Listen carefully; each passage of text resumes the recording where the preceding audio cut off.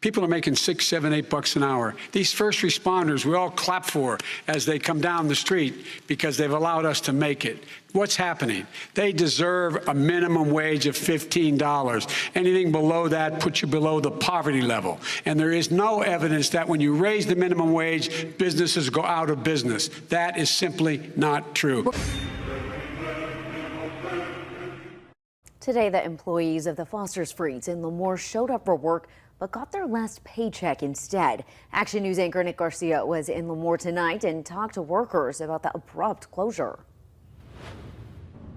Some of the people who worked at this Foster's Freeze thought it was an April Fool's Day joke until they saw the close sign for themselves and reality sunk in.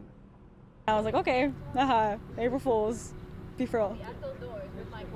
Not April Fools. I realized that she was not joking. I drove straight over here and got my last check. Monica Navarro got a phone call from her general manager informing her the location would not open for business again. All day, would-be customers drove in, then away, as they learned what the employees learned Monday morning. How does that feel to show up and there just not be a job? It's jarring. It's like, okay, you can go home, and then it's like, I thought I was going to work today. The closure comes the same day California's minimum wage for fast food workers rises to $20 an hour. And there is no evidence that when you raise the minimum wage, businesses go out of business. That is simply not true. Good call.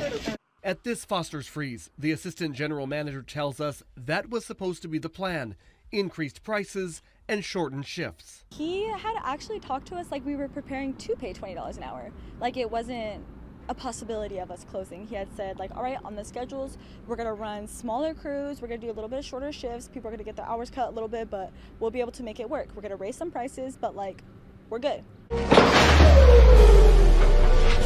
I lied. That all changed Monday morning.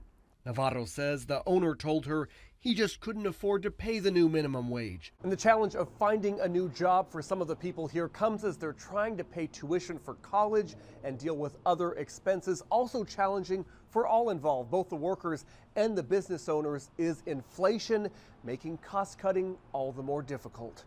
Well, that's Bidenomics in action. We have a great country that's going to hell. And it's going to hell very fast. And there is no evidence that when you raise the minimum wage, businesses go out of business.